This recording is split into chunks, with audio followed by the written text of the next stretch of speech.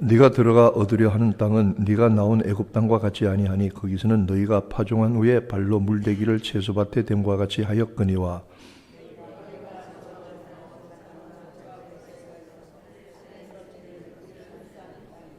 내 하나님 여호와께서 권고하시는 땅이라. 세초부터 세말까지 내 하나님 여호와의 눈이 항상 그 위에 있느니라.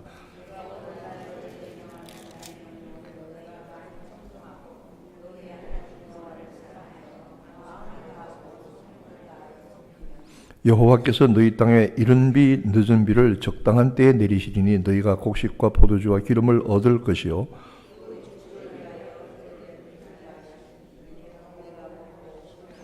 너희는 스스로 삼가라. 두렵건대 마음에 미혹하여 돌이켜 다른 신들을 섬기며 그것에게 절함으로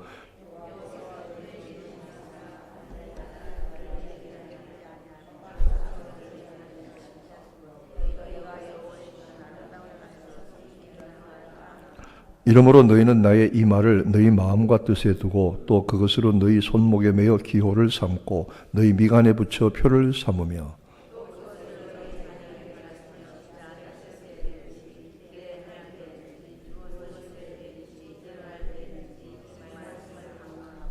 또 내 집 문설주와 바깥문에 기록하라.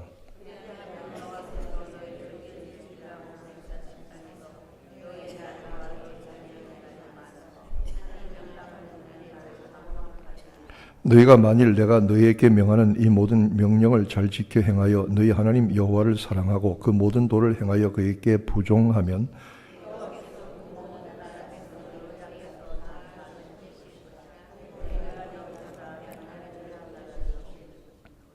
너희의 발바닥으로 밟는 곳은 다 너희 소유가 되리니 너희의 경계는 곧 광야로에서부터 레바논까지와 유브라데라 하는 하수에서 서해까지라.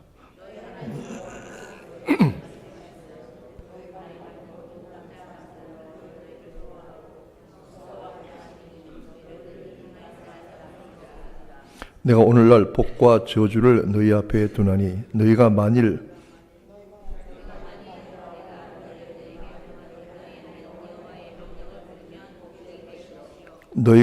내가 오늘날 너희에게 명하는 도에게 들이켜 떠나 너희 하나님 여호와의 명령을 듣지 아니하고 본래 알지 못하던 다른 신들을 쫓으면 저주를 받으리라.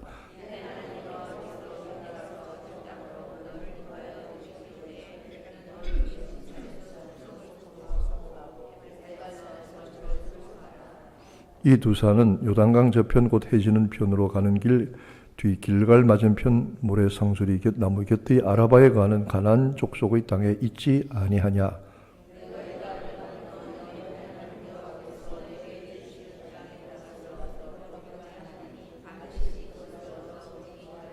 다 같이 내가 오늘날 너희 앞에 베푸는 모든 규례와 법도를 너희는 지켜 행할지라. 아멘. 아멘. 백합 찬양대가 찬양을 드립니다.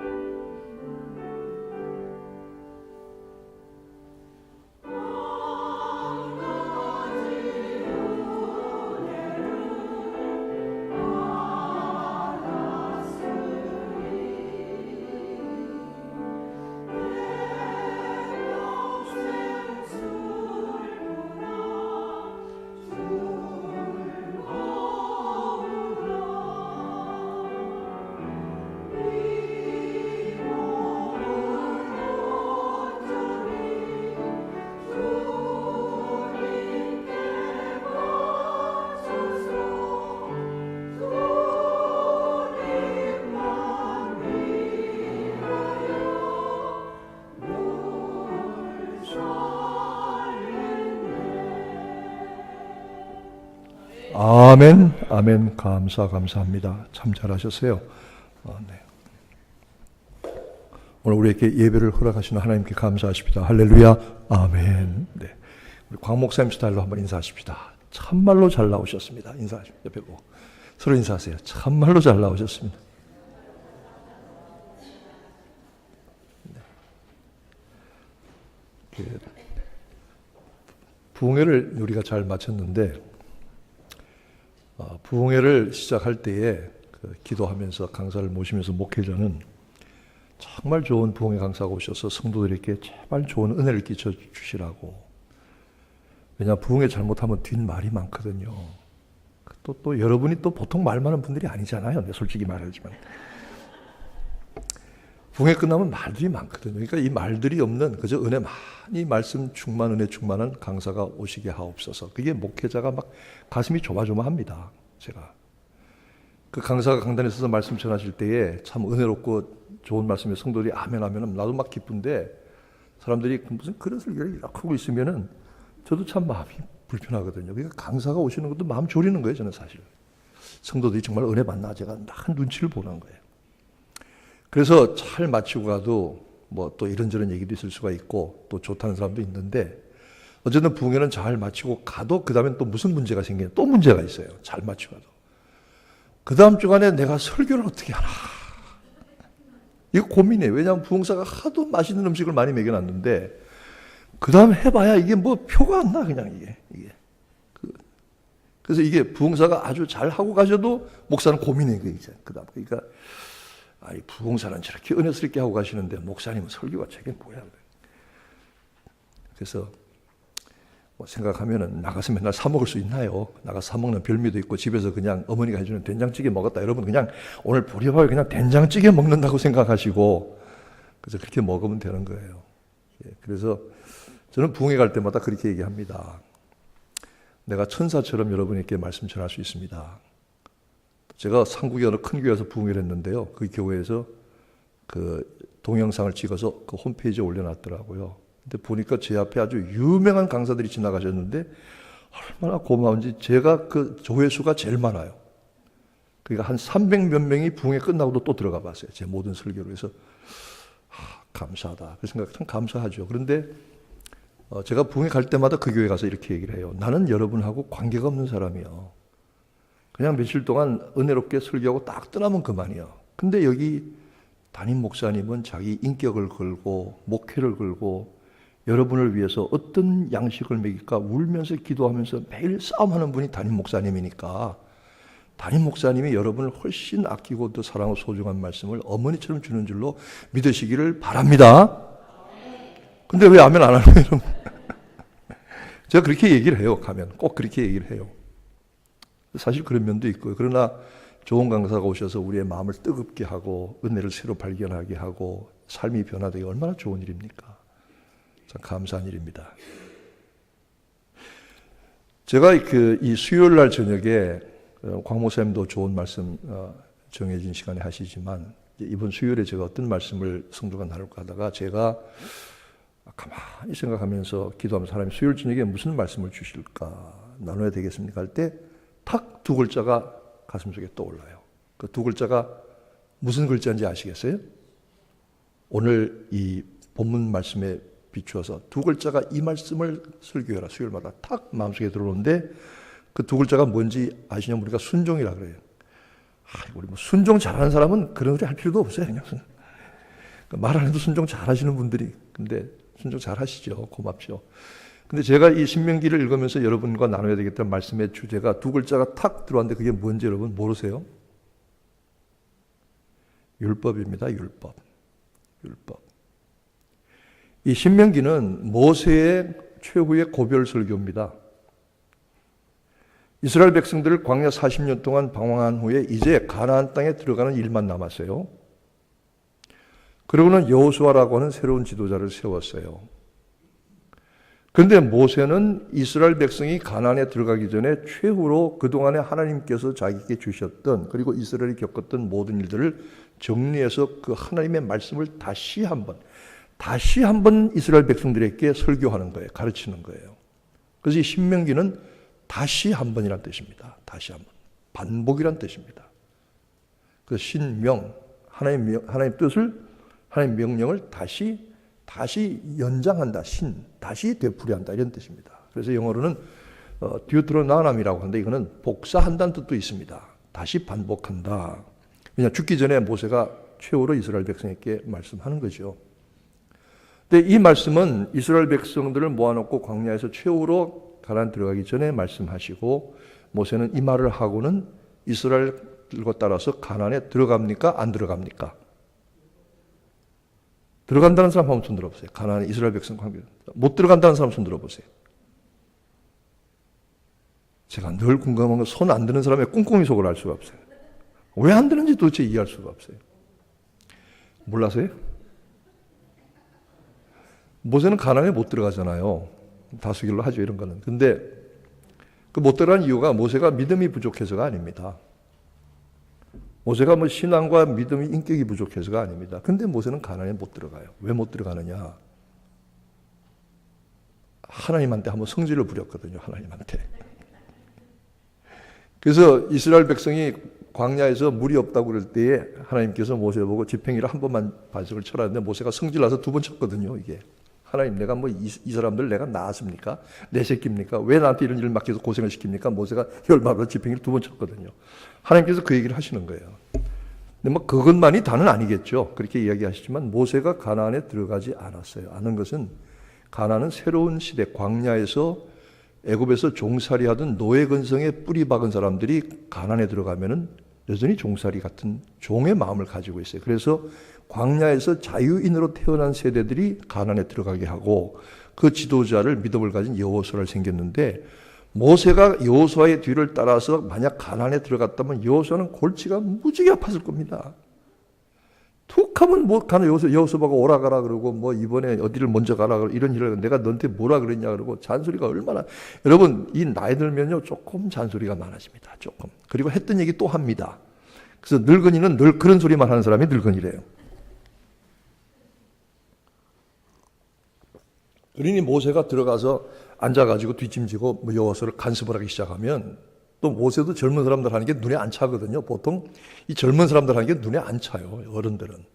그게 뭐 아들을 보거나 딸을 보거나 사위를 보거나 며느리를 보거나 또 젊은 청년들을 보거나 저것들이 뭐 저렇게 이렇게 생각이 들게 마련인데 그 모세가 가나안 따라 들어가면 여호수아는 골치 아픈 거예요. 하나님께서 너는 그냥 들어가지 마라.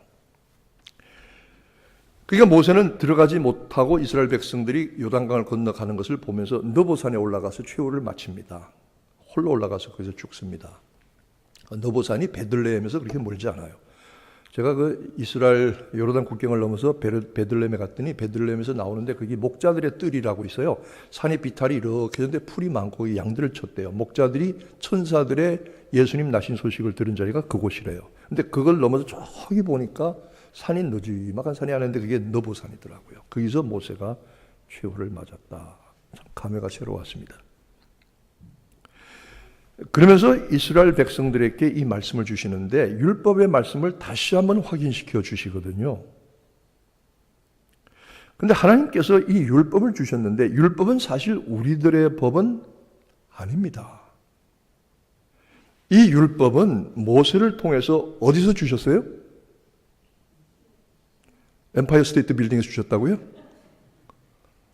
아니면 뭐 베어 마운틴에서 주셨다고요? 시내산에서 주죠. 시내산. 호렙산 혹은 시내산. 그래서 시내산에서 율법을 돌판에 새겨 주시고 하나님이 말씀하셨기 때문에 이 이스라엘의 율법을 가리켜서 시내산 언약이라고 말합니다. 시내산 언약. 시내산에서 하나님께서 그 백성들에게 모세를 통해 주신 언약인데 여러분 한 가지 여기서 중요한 것은 이 법을 지켜서 구원받는 것이 아니에요. 오해하지 마세요. 이미 이 사람들은 애굽에서부터 건져내서 구원을 받았어요. 그렇죠? 구원받은 백성들이 어떻게 살아야 하느냐 하는 것을 하나님 나라의 법이에요, 이게. 쉽게 말해서 하나님의 나라의 헌법이라고, 헌법. 율법이라고 하는 게. 이렇게 하나님 나라의 백성들은 이렇게 살아야 합니다 하고 모세를 통해서 주신 법이거든요. 그러니까 이 법을 지켜서 의롭게 되거나 이 법을 지켜서 구원받는 것은 아니에요. 두 번째로 이 언약의 율법은 하나님을 위해서 하나님이 주신 게 아니고 이 법을 지키는 사람들을 위해서 주시는 거예요. 이스라엘 백성들이 이 말씀을 순종하여 청종하면 뭐가 되고? 복이 되고, 이 말씀을 거역하고 순종하지 아니하면 뭐가 되고? 저주가 되고. 복과 저주를 너희 앞에 두었다. 두었으니 어떻게 하라는 겁니까? 선택하라는 거죠. 선택. 복을 받든지 저주를 받든지 선택을 하시오. 그런데 복을 받는 것도 너희가 받는 것이고 저주를 받는 것도 너희가 받는 것이다. 왜? 선택은 너희들의 손에 있기 때문에. 그래서 제가 이 말씀을 읽으면서 우리 성도들과 하나님이 이스라엘 백성들에게 어떤 법을 주셨기에 이스라엘 백성들이 그 법을 받았고 어떻게 지키라고 하셨고 이스라엘 백성들이 그 법을 지켰을 때 어떤 복과 저주를 받았는가. 우리는 사실 이 법의 사람들이 아닙니다. 율법의 사람들이. 이것은 옛 언약입니다. 옛 언약. 모세를 통해 주신 율법, 구약, 옛 언약입니다. 시내산 언약입니다. 돌에 새겨진 언약입니다. 그런데 우리는 옛 언약의 사람들이 아니고 무슨 언약? 어떻게 아는 사람이 세 사람밖에 없어요. 여러분 눈치로 때려잡아도 맞추겠다. 옛 언약의 반대니까 새 언약 안 해요. 여러분 그런 눈치도 없어요. 답답해라. 눈치가 좋으면 절에 가서 새우젓국도 얻어먹는다는데 그런 눈치도 없어요. 세상에. 그러니까 맨날 굶고 있는 거예요. 오케이. 옛 언약의 이스라엘 백성, 우리는 무슨 언약? 새 언약. 돌에 새겨진 언약이면 우리는 무슨 언약? 고린도서에 바울이 말씀한 대로 마음에 새겨진 언약입니다. 구약의 언약은 짐승의 희생제사의 피로 제물로 세워진 언약이면 우리의 언약은 예수님의 피로 피 부어서 맺은 새 언약입니다. 그래서 우리는 새 언약의 백성들입니다. 우리가 구약의 율법을 다 의무적으로 지켜야 할 일은 없습니다. 그러면 우리가 할례도 받아야 돼요? 포경수술? 고래잡이? 그러면 우리가 피제사도 드려야 돼요? 음식도 이것저것 가려 먹어야 돼요? 아니거든요. 여러분 이 구약과 우리와의 관계를 제대로 이해하시려면 사도행전 15장을 보시면 아주 정확하게 나와 있습니다. 사도들이 이 율법을 문제를 가지고 이방인들에게 어떻게 적용할 것인가 회의하다가 예루살렘 제1차 사도총회에서 결정하기를, 성령과 함께 교회가 결정하기를 이방인들에게는 율법의 무거운 짐을 지우지 말고 네 가지만 금하자. 살인과 음행과 우상의 제물과 목매어 죽인 것, 피, 이것만 못하게 하자. 나머지는 다 풀어주자. 구약의 율법대로 하면 여러분 돼지고기 못 먹습니다. 왜 못 먹느냐? 돼지는 구분 갈라졌지만 되새김질하지 않기 때문에 먹을 수 있는 짐승은 염소나 양이나 소나 이것밖에 먹지 못합니다. 여러분 저는 돼지고기를 참 좋아하는데 어떡하나 이게. 이스라엘 백성 내가 구약이 참 하나님 나를 유대인 안 되게 해주신 것이 감사합니다. 돼지고기를 뭉태기를 사다가 파 넣고 양파 넣고 마늘 넣고 후추 넣고 소금 넣고 해가지고 푹 삶아서는 김이 무릉무릉 나는 것을 탁 건져다가 칼로 성동성동 썰어서 새우젓 한 종자하고 잘 익은 김치, 배추김치에 탁 싸가지고 새우젓 씻어서 한 입 먹으면 입에서 싹 녹는데 돼지고기. 이거 못 먹으면 무슨 재미로 사느냐 이거예요. 근데 이스라엘 백성들이 이거 못 먹어요. 근데 어떤 주의시는 빵떡 모자 벗고 들어간 사람들이 있대, 식당에 그거 먹을 때. 그건 그 사람들 사정이니까 난 알 바가 아니고. 그러니까 이 구약의 음행과 우상의 제물 피와 목매어 죽인 것만 제하고는 뭘 먹어도 좋다 이게. 여러분 오징어도 못 먹습니다. 왜 못 먹는지 아십니까? 새우도 못 먹습니다. 비늘이었기 때문입니다. 이렇게 엄격하게 먹는 것 하나까지 규제를 해서 코셰르를 만들었는데 우리는 거기서 자유하잖아요. 여러분 우리 신앙은 자유한 겁니다. 자유를 누립니다. 무엇을 먹어도 무엇을 해도 그리스도 안에서 자유한 겁니다. 얼마나 기쁘고 좋은 일입니까? 음식 먹을 때마다 성경 몇 페이지 들춰봐라. 이거 먹어도 되나 안 먹어도 되나. 골치 아프죠. 그래서 우리는 새 언약의 사람들이고 마음에 새긴 법의 사람들이고 예수의 피로 얻은 사람들입니다. 그래서 우리는 구약에 매이지는 않습니다만 그러나 구약의 율법이 도대체 뭐라고 말씀하기에 유대인들은 오늘도 이 말씀을 지키는데 여기 포인트는 여기 있습니다. 이 사람들은 오늘도 이 말씀을 지키려고 애를 쓰는데 이 말씀이 어떤 말씀이길래 저들이 복을 받고 저주를 받느냐는 것입니다. 구약은 우리 신약의 뿌리입니다. 우리 신앙의 뿌리가 구약입니다. 잘라서 버릴 수가 없습니다. 그래서 신구약이 아니고 구신약입니다. 옛날 오래된 약속과 새로운 약속입니다.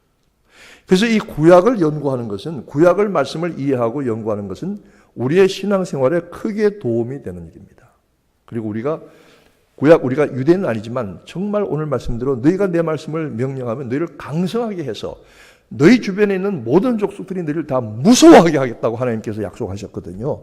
그리고 너희에게 적과 꿀이 흐르는 약속된 땅을 주고 너희와 너 자손들의 날들이 아주 무지무지하게 긴 날들이 될 것이다. 이렇게 약속을 했거든요.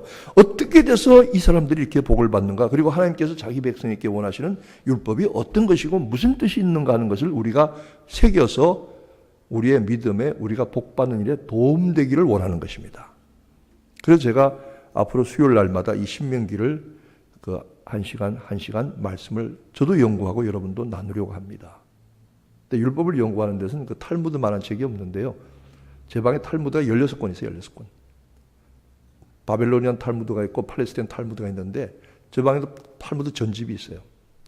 참 읽으면 재밌는 것도 있고요. 딱한 것도 있고 이상한 것도 있고 참 그렇지만 이런 연구들을 통해서 어떻게 이스라엘 백성이 복을 받았나. 여러분 제가 이스라엘 가보고 놀란 거는요.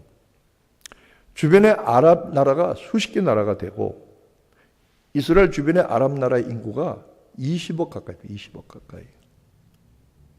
10몇 억이라 그러는데요. 이스라엘 인구가 몇 명이냐면 600만 명입니다.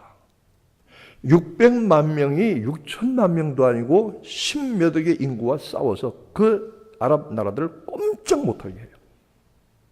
꼼짝 못해요. 그러면서 그 나라를, 그 손바닥만한 나라를 이스라엘 지켜가는데요. 실제로 가보니까 정말 대단한 사람들이더라고요. 정말 대단하더라고요. 이 힘이 어디서부터 오는 것인가? 여러분, 미국의 유대인이 한 600명 된답니다. 주의시가 미국에. 근데 600명 중에 이 뉴저지, 뉴욕에 한 250만 명이 산대요. 그러니까 여기 무지개 많은 거죠, 이쪽에. 미국 인구가 지금 몇 명인지 아십니까? 미국 인구? 뭐 학교를 졸업한 지가 오래돼가지고 잘 모른다고요? 미국 인구가 현재 몇 명에서 약 3억이 좀 넘습니다. 미국 인구가 3억. 그럼 600만이면 전체 몇 퍼센트가 되나요? 전체 몇 퍼센트인가요? 누가 산수잘 하시는 분 없어요? 한 2%? 2%, 한 2% 정도 되나요? 뭐 2, 3%, 뭐 정말 한 줌밖에 안 되는 유대인이 미국의 모든 이 부에, 미국의 모든 재산의 40% 가지고 있어요. 현재까지 노벨상 받은 사람의 3분의 1이 유대인들이에요. 아니, 학교에 졸업할 때 우등상도 못 받는데 유대인들은 노벨상을 3분의 1이나 받았어요. 미국의 변호사, 의사, 교육자 3분의 1이 주이시들이에요.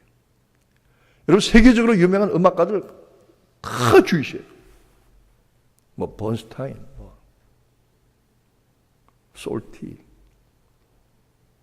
뭐 유명한 음악가들 하이피츠, 루빈스타인, 호로비츠, 오늘날도 맨우인, 뭐 주이시들 얼마나 많은지 몰라요. 도대체 이 사람들이 보니까 과거에 동굴아파에 유명한 길레스, 오이스트락 이런 사람들, 뭐 유명한 음악가들이 막 주이시들이 얼마나 많아요. 예술가들도 미술가들, 유명한 미술가들은 전부 주이시들이에요. 전부는 아니지만 이런 일들을 보면서 어떻게 이 사람들이, 근데 누가 그러더라, 주이시들은 멍청하면 한없이 멍청하고 똑똑하면 한없이 똑똑하대요. 왜 그러냐, 자기들끼리 결혼을 해가지고 피가 길인데 뭐 그 말이 맞는지 안 맞는지 모르지만 자기는 주이시들이 이 미국의 2% 뭐 3%밖에 한 줌밖에 안 주이시가 미국의 40% 모든 언론들을 다 장악하고 있고 주이시한테 거슬리는 말 한마디 했다가 그냥 그날 쫓기 직장에서. 도대체 무엇이 이 사람들을 이렇게 강하게 만들었나? 그럼 우리는 맨날 주이시들이 하던 비즈니스 물려받아 하고 주이시들이 살던 동네 뒤따라가 살고 주이시들이 보낸 학교에 우리 애들 보내고 이래야 되겠냐고요. 뭐 그것도 좋은 일이지만 이 사람들이 어떻게 되어서 이런 삶을 사는가? 그리고 하나님께서 신명기 오늘 말씀을 통해서 너희 앞에 복과 저주를 두었는데 이 사람들이 항상 복을 받은 것은 아니죠.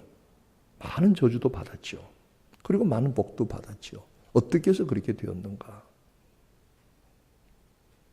근데 참 재미난 것은 이 성경을 읽어보니까 이스라엘 사람들에게 주어진 복과 저주는 하루아침에 뚝딱 복이 떨어지고 하루아침에 뚝딱 저주가 떨어진 것은 아니더라고요. 복과 저주를 받으려면 저주는 빼고 아는 얘기니까 복을 받으려면 복을 받는 과정이 필요하더라고요. 그 과정을 거쳐서 복을 받는데 여러분 우리가 복 받으면 당장 하늘에서 뚝딱뚝딱 떨어질 이 복을 생각하지만 성경은 그렇게 역사하지 않습니다.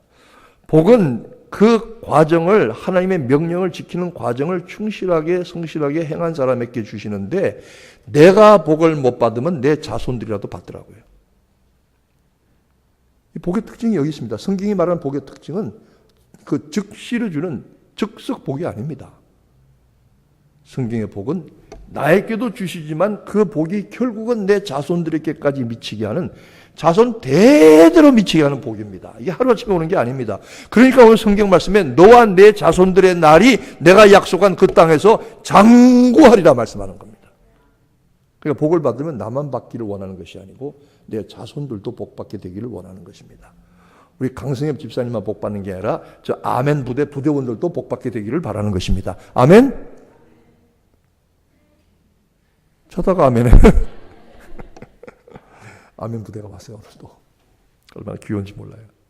그래서 복의 특징이 이렇습니다. 나만이 아니라, 지금 나는 이렇게 지질이 못 살고 지질이 그냥 막 살지만, 하나님 내 자손들에게, 그리고 먼 훗날에 이 과정을 통해서, 특히 이걸 많이 경험하는 분들이 우리 이민하시는 분들입니다. 정말 와가지고, 내가 그래서 한국에서는 썸바디였는데 말이야. 미국 와서 이게 노바디가 됐거든. 한국에서 제일 좋은 대학에 경영학과를 나오신 장로님이 계셨어요. 그 장로님이 그 당시 국무총리가 자기 동창이에요. 국무총리가 야 너 하던 동창생이래요. 그런데 이분이요, 미국 오셔서 뭐 하는지 아세요? 새벽 4시에 나가서 피자 오븐 만드는 공장에 가서 땜질. 하루 종일 가서 오후 2시까지 땜질. 서울에서 대기업에 중역을 지내고 필리핀 지사장까지 지낸 분인데 와가지고 세상에 미국 와가지고 세상에 국무총리가 자기 지금 동창이래. 그런데 와서 피자 만드는 오븐 기계 땜질하고 하루 종일 땜질. 한국에서는 대단한 분이죠. 그러니까 이 한국에서 대단한 분들이 그냥 미국 오니까 줄어들었는데 이거 큰 소리 칠 데가 교회밖에 없어. 만만한 사람이 목사님밖에 없어. 그 목사님들 막 하는 거야 그냥. 여러분 빼고. 여러분이 그랬다는 거 아니고. 근데 그분이 가만히 보니까 자기도 잘 되지만 아침 일찍 새벽 4시에 나가서 오후 2시에 들어오시더라고요. 그게 건강하잖아, 아침 일찍. 새벽 기도는 못 오시긴 하지만.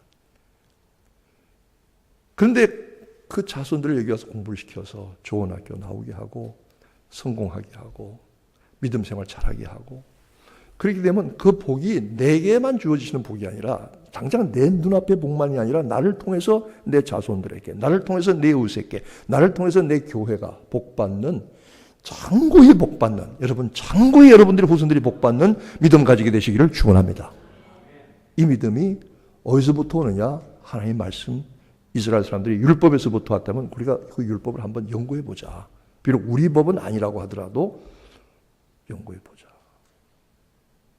하나님 이렇게 고생하는 때가 언젠가 끝나겠죠. 하나님 도와주세요. 말씀. 여기 보니까 하나님께서 하시는 말씀이 이 율법의 첫 번째가 무엇이냐면 모든 명령을 지켜라 이렇게 말하고 있습니다. 모든 명령을 지켜라.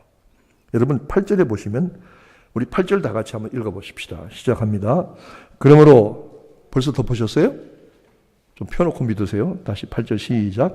그러므로 너희는 내가 오늘날 너희에게 명하는 모든 명령을 지키라. 거기다가 줄 쫙 치세요. 지키라.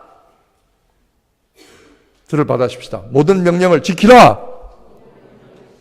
그 정도로 해가지고 안 지켜요. 다 도망가지. 다시 한번 모든 명령을 지키라. 하나님 이렇게 말씀하시는 이게 출발이에요. 모든 명령을 지켜라. 모든 명령을 지켜라. 그렇게 되면은 강성할 것이요 땅을 얻을 것이며 너희 날이 장구할 것이다. 그런데 이 땅에 대해서 설명하십니다. 여러분 제가 그 이스라엘을 가봤는데요. 예루살렘 밑쪽으로 그 남쪽 가는 데는 세상에 사막도 그런 사막이 없어요. 여러분 한번 가보세요. 세상에 이런 땅이 다 있나 싶어요. 아주 그냥 모래들이 사막 모래들이 햇빛에 쩔고 쩔어서 모래가 하얘요. 풀 한 폭이 나무 한 그루 자란 게 없어요. 얼마나 또 더운지요.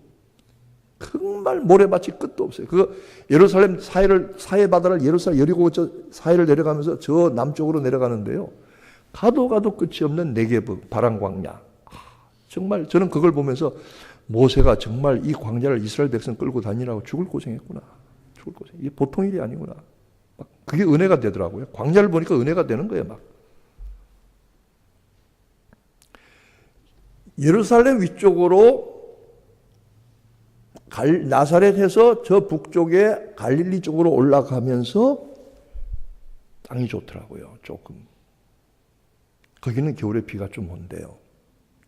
근데 거기는 갈릴리 요단강에 물을 끌어다가 어떻든 농사를 지금 짓는데 지금은 그렇게 현대적으로 하지만 이 당시에는 이스라엘 땅은 애굽 땅과 달라요. 애굽 땅은 어떤 땅이냐면 1년에 홍수가 몇 번 나거든요. 홍수가 나서 한번 휙 쓸고 지나가면 논밭을 휙 쓸고 지나가면 그 아프리카 저기 남쪽에서 산에서 내려오는 그 비옥한 흙들이 홍수물에 진흙들이 와가지고 한번 덮고지라는데 그 진흙이 얼마나 흙이 좋은지 몰라요. 그러니까 애굽 땅은 농사가 무지개 잘 되는 거예요. 그 땅이 넓어요. 이렇게 평평하고. 그러니까 언제든지 나일강에 물을 끌어다가 그 농사를 지을 수 있어요. 채소밭에 물 대는 것처럼 될 수가 있어요. 여러분 농사 짓는 사람들 아시지만 여러분 농사를 잘 안 지어보면 모르시겠지만 농사 짓는 사람들이 제일 중요한 게 뭐냐면 논고에 물 대는 거예요. 물 대는 이게 목숨 걸고 물 대는 거예요, 이게. 근데 물이 나일강이 애굽은 그 나일강가에 홍수가 한번 지나가면 오히려 더 농사가 져요. 한 번 지나가면 다 신기만 합니다. 신기만 그냥 막 무럭무럭 자라는 거예요. 여러분 요셉이 7년 흉년 들었다 그랬죠. 7년. 무럭무럭 자라는 거예요. 그래서 여기는 농사지을 걱정을 하는 애굽 땅은 참 복된 땅이죠. 그런데 이스라엘 땅을 와 보니까 땅이 평평한 땅이 아니고 뭐라 그랬어요? 산이 있으면 골짜기. 산에서 골짜기인데 이게 비가 한 번 오면 그 땅에 물이 그대로 고여 있는 게 아니라 슉슉슉슉 하고 내려가면 끝나는 거예요. 이 땅에 농사를 지으려면 애굽 땅은 나일강에 물을 끌어와서 자기들 힘으로 살면 되지만 이것은 자기의 힘으로 사는 인본주의적인 생활이에요. 여기는 하나님을 두려워하는 일이 없어요. 잘 먹고 잘 사니까. 그런데 이스라엘 땅은 골짜기와 산으로 되어서 무엇을 심어도 어디만 쳐다봐야 돼요? 하늘만 쳐다봐요. 비가 좀 와줘야 되는데 하나님 좀 주셔야 되는데 하늘에서 내리는 비를 흡수하는 땅이기 때문에 하나님 여호와께서 항상 권고하신다. 하나님이 항상 이렇게 챙기시는 땅이다 이 말입니다. 이게 무슨 말입니까? 하나님이 이른 비와 늦은 비를 적당한 때에 내려주지 아니하시면 농사가 완전히 절단나는 거예요. 한국에서도 그러잖아요. 농사 지었는데 태풍 한번 불든지 비가 안 오든지 그러면 뭐 다 절단나는 거 아니겠어요? 이게 뭘 말하냐면 인생의 존재와 삶의 모든 근거가 자기의 노력과 수고가 아니라 위로부터 베푸시는 하나님의 은혜에 달려 있다는 거예요. 여러분 우리 이 이민 삶이 그렇습니다. 내 솔직히 말합니다. 여러분들 가운데 뭐 일 안 나가고 안 먹고 일 안 나가고 장사 안 하고 뭐 직장 안 나가도 이게 뭐 밭 평평한데 나일강 물을 끌어오듯이 농사만 지면 그냥 1년 내내 들어누워서 먹고만 되는 그런 이제 팔자가 늘어지신 분 있습니까 여기? 그런 분이 계시냐고요. 집에 막 돈이 쌓여 있고 말이죠. 뭐 어디 주체를 못 해가지고 시간하고 돈밖에 남는 게 없어요. 이런 분들 있나요? 없어요. 거의 없어요. 오늘 또 와가지고 직장에서 늦게 와가지고 8시 반에 예배 시작인데 와가지고 저녁도 그냥 먹니 많이 하고 와서 그냥 예배 드리고 그냥 목사님 무슨 소리 하는지 그냥 졸다 가고 그냥 또 가가지고 뭐 TV 앞에서 뭐 연속 보다가 그냥 침 흘리고 자다 그냥 자고 또 내일 아침에 새벽에 일어나서 나가고 이렇게 매일매일 그냥 살아야 되죠. 우리가 살아야 되잖아요. 그렇잖아요. 이렇게 살아야 된다는 게 뭐냐면 하나님이 날 건강을 쳐가지고 내가 꼼짝 못하게 되면 먹고 살 길이 없는 거예요, 이게. 이게 뭘 말하는가? 우리의 삶이 우리 자신의 노력과 수고와 환경에 있는 것이 아니라 어디에 있다고요? 위로부터 주시는 하나님의 은혜에 있다고. 하나님이 오늘 하루도 붙들어 주셔야 되고 내일 하루도 눈 뜨고 일어날 수 있게 해주셔야 되고 내일 하루도 내가 일어나서 걸어 나가서 차 몰고 일하러 나갈 수 있게 해주셔야만 되는 거예요. 우리가 은혜로 사는 거예요. 우리 인생이 그렇다고요. 이 이스라엘 백성들의 인생. 그런데 우리가 교만하겠어요? 그런데 우리가 잘난 척 하겠어요? 하나님의 은혜에 의존할 수밖에 없잖아요. 우리 건강도 우리의 삶도 경제도 모든 게 다 마찬가지잖아요. 왜 그렇게 하느냐? 여기에 은혜가 있고 복이 있습니다. 왜냐? 그러기 때문에 어디만 쳐다볼 수밖에 없어요? 하늘만. 무엇에 의지할 수밖에 없어요? 하나님의 은혜. 그리고 우리의 삶에 베푸신 은혜를 감사하게 되고 하나님은 영광을 받으셔. 이게 우리의 현재의 삶의 모습이고 이스라엘 백성의 삶의 모습입니다. 근데 어떻게 하나님께서 하늘에서 이른 비와 늦은 비를 적당히 주시느냐 하면 많이 주셔도 안 되고 적게 주셔도 안 되고 늦어도 안 되고 빨라도 안 되는 이 비를 적당히 때를 맞춰 때를 따라 주시는 은혜를 받으려면은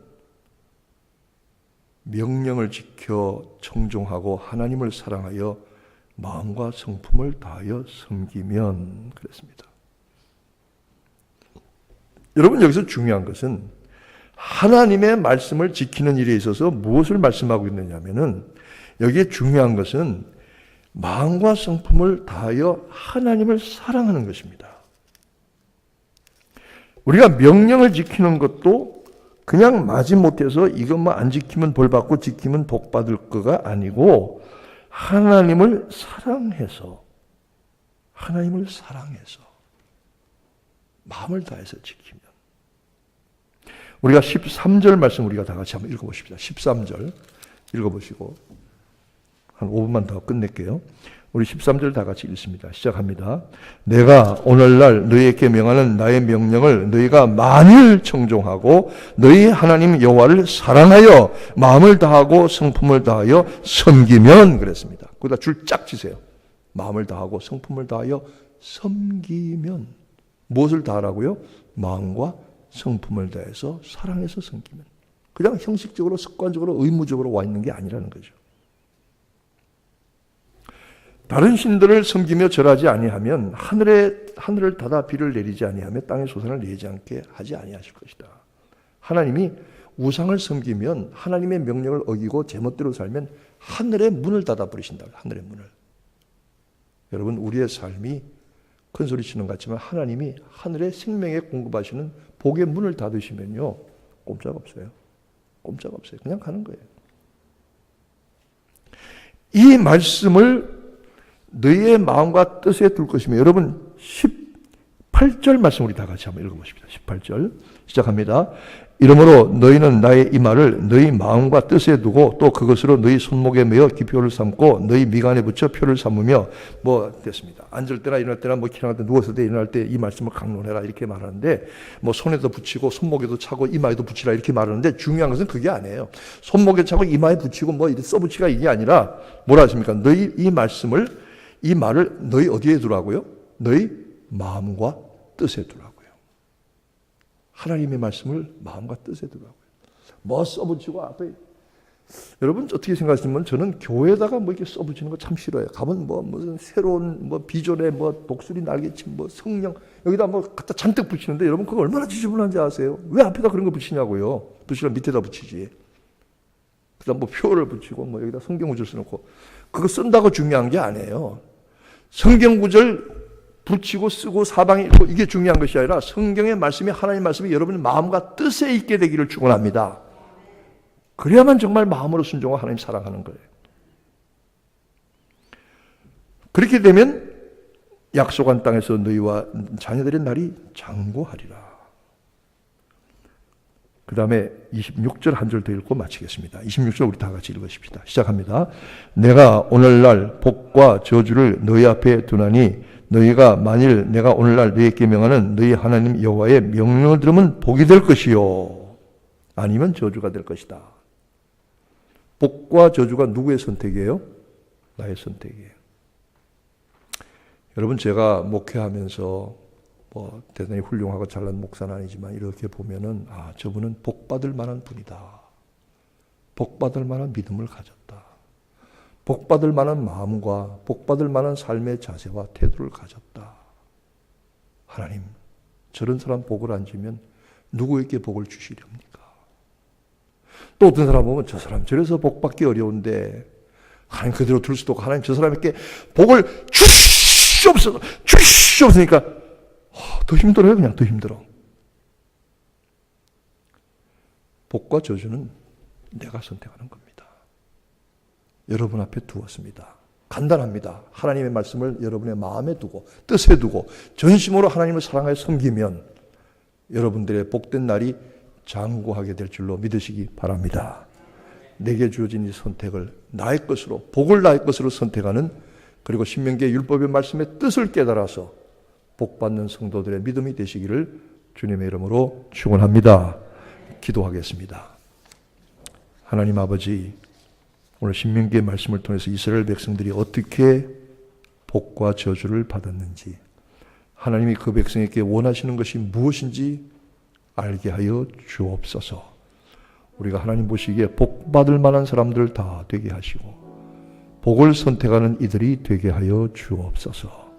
행여나 잘못 나가 저주를 선택하는 어리석음이 되지 않게 하시고 하나님의 말씀, 하나님 전심으로 사랑하여 섬기며 우리의 마음과 뜻에 두어 명령을 지켜 우리와 우리 자손들이 복된 땅에서 장구한 은혜와 복을 주시옵소서. 계속하여 기도하겠습니다.